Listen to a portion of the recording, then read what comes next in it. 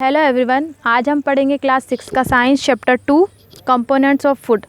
Chapter 2 का first part जो है उसमें हमने पढ़ा था न्यूट्रिएंट्स के बारे में। जो न्यूट्रिएंट्स होते हैं उनमें क्या क्या चीज़ें आती है। कार्बोहाइड्रेट आता है, protein, vitamin, water, mineral, roughage. ठीक है, आज हम पढ़ेंगे बैलेंस डाइट के बारे में। Balance diet, the food we normally eat in a day is our diet. जो खाना हम रोज़ खाते हैं वो हमारी क्या होती है, डाइट होती है।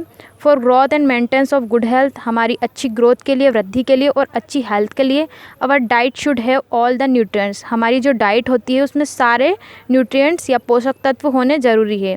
दैट आवर बॉडी नीडेड, जिसकी हमारी बॉडी को ज़रूरत होती है। इन राइट क्वान्टिटी, अच्छी क्वान्टिटी में। नॉट टू मच, ना तो वो ज़्यादा होना चाहिए ना ही वो बहुत ज़्यादा कम होने चाहिए। The diet should also contain a good amount of roughage and water. हमारी जो डाइट है उसमें अच्छी मात्रा में रफेज और वाटर भी होना चाहिए। इस तरह की डाइट को हम बैलेंस डाइट कहते हैं। Prepare chart of whatever you eat over a period of a week. आपको एक चार्ट प्रिपेयर करना है जिसमें आप हफ्ते भर में जो चीज़ें खाते हैं उसका एक चार्ट आपको बनाना है और चेक करना है कि उसमें सारे न्यूट्रिएंट्स प्रेजेंट रहते हैं या नहीं रहते हैं। Pulses, groundnut, soyabean, sprout seeds, moong and Bengal gram. जो आपकी दाल होती है, मूंगफली होती है, सोयाबीन होती है, ठीक है, इडली, मिस्सी रोटी, थेपला या फिर सीरियल्स, पल्सेस या जो फ्रूट्स होते हैं, स्पिनच, सत्तू जो होता है, इन सभी में क्या होते हैं, न्यूट्रिएंट्स होते हैं। Vegetable and other such food provide many nutrients. इस तरह का खाना या अलग थोड़ा वो क्या करता है, हमें न्यूट्रिएंट्स प्रोवाइड करता है। Therefore one can eat balance diet without expensive materials. मतलब कोई भी व्यक्ति इसे विदाउट एक्सपेंसिव फूड मटेरियल, मतलब अच्छी उसमें खा सकता है, कम दाम में खा सकता है। Eating the right kind of food is not enough. Eating the right kind of food is not enough. जो खाना हम खाते हैं, जो उचित खाना हम खाते हैं, सिर्फ वही इनफ नहीं होता है। It should be also cooked properly so that all nutrients are not lost. इसे अच्छी तरीके से कुकड होना भी ज़रूरी है ताकि जो न्यूट्रिएंट्स है वो लॉस्ट ना हो। Are you aware that some nutrients get lost in the process of cooking and preparation. क्या आप जानते हैं कि जो खाना होता है उसको कुकिंग करने के बाद उसके कुछ न्यूट्रिएंट्स उसमें से क्या हो जाते हैं, लॉस हो जाते हैं। If the vegetable and fruits are washed after cutting or peeling them may result in the loss of some vitamins. अगर हम फ्रूट्स और वेजिटेबल्स को पील ऑफ करते हैं, उनके छिलके उतारते हैं, तो उससे भी या फिर उसको धोने से भी उसके कुछ न्यूट्रिएंट्स चले जाते हैं। The skin of many vegetable and fruits contain vitamin and minerals. जो फ्रूट्स और वेजिटेबल्स की स्किन होती है, उनका जो छिलका होता है उसमें कुछ विटामिन और मिनरल्स होते हैं।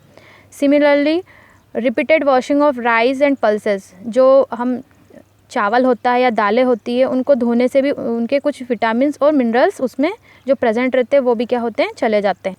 वी ऑल नो दैट जो कुकिंग रहती है, भोजन को जब हम पकाते हैं तो उससे अच्छा टेस्ट भी आता है और उससे खाना अच्छे से डाइजेस्ट भी हो जाता है। At the same time cooking also result in the loss of certain nutrients. तो जो भोजन रहता है उसको पकाने से उसके जो न्यूट्रिएंट्स रहते हैं वो क्या हो जाते हैं, लॉस भी हो जाते हैं। Many useful proteins and considerable amount of minerals are lost if excess water is used during cooking and is then thrown away।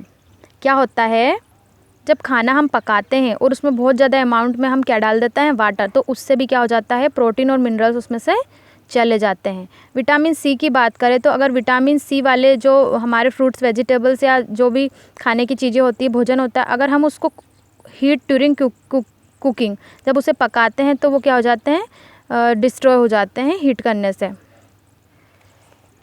अब हम पढ़ेंगे यहाँ पे, देखो, do you think he was right? No, of course not. It can be very harmful for us to eat too much of fat rich food. क्या आप जानते हैं जो खाना जिसमें बहुत ज़्यादा मात्रा में वसा होती है, अगर हम उसको खाते हैं तो उससे क्या होता है, we may end up suffering from a condition of obesity. हम क्या हो जाते हैं, उससे मोटे हो जाते हैं। अगर बहुत ज़्यादा ऐसा खाना जिसमें बहुत ज़्यादा मात्रा में वसा होती है उसको खाने से क्या हो जाते हैं, मोटापा उससे आ जाता है। अब हम पढ़ेंगे deficiency diseases. A person may getting enough food to eat but sometimes the food may not contain a particular nutrients.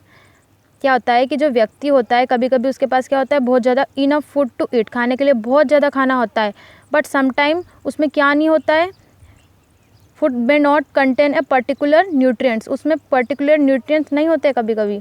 अगर वो लंबे समय तक कंटिन्यूसली क्या करता है, लंबे समय तक एक ही तरह का खाना खाता है, तो वो किससे उसमें क्या हो जाता है, पर्सन में सफ़र फ्रॉम इट्स डेफिशिएंसी, क्या हो जाता है उसमें किसी न किसी न्यूट्रिएंट्स की क्या हो जाती है, डेफिशिएंसी हो जाती है, कमी हो जाती है। Deficiency of one or more nutrients can be causes disease or disorder in our body. अगर किसी चीज़ की, किसी न्यूट्रिएंट्स की हमारी बॉडी में डेफिशिएंसी हो जाती है, कमी हो जाती है, तो फिर उससे हम क्या हो जाते हैं, बीमार हो जाते हैं, हमारी शरीर में कोई ना कोई बीमारी हो जाती है। Disease that occur due to the lack of nutrients over a long period are called deficiency disease. ऐसी डिसीज जिसमें कोई न्यूट्रिएंट्स की लंबे समय तक क्या हो जाती है, कमी हो जाती है, तो उसे डेफिशिएंसी डिसीज हम कहते हैं।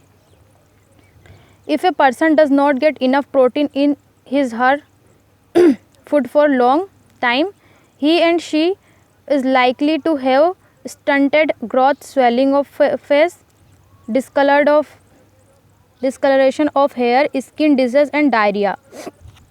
अगर कोई व्यक्ति ठीक तरीके से प्रोटीन नहीं लेता है लंबे समय तक, तो क्या हो जाता है, उसकी ग्रोथ रुक जाती है, उसके फेस पे स्वेलिंग आ जाती है, चेहरे पे सूजन आ जाती है, उसके बालों का कलर भद्दा हो जाता है, और उसको क्या हो जाती है, स्किन डिसीज हो जाती है, त्वचा से संबंधित बीमारियां हो जाती है, या पैचेस, डायरिया हो जाता है उसे।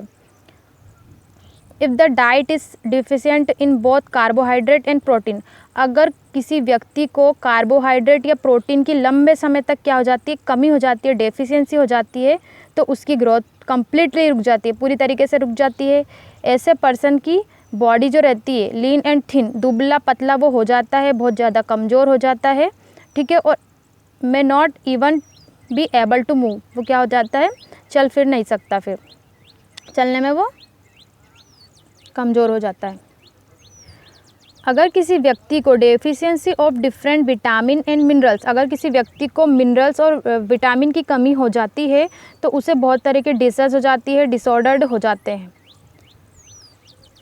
All deficiency disease can be prevented by taking a balance diet. अब ये जितनी भी तरह की डेफिशिएंसी हो जाती है अलग अलग न्यूट्रिएंट्स से, उसे कैसे ठीक किया जा सकता है, बैलेंस डाइट से, उसे बैलेंस डाइट, संतुलित आहार से उसे क्या किया जा सकता है, वापस से ठीक किया जा सकता है।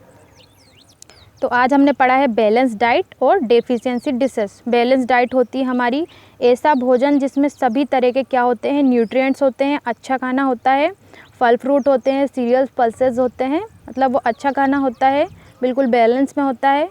डेफिशिएंसी डिसीज क्या हो जाती है, किसी भी न्यूट्रिएंट्स की कमी हो जाती है, ठीक है।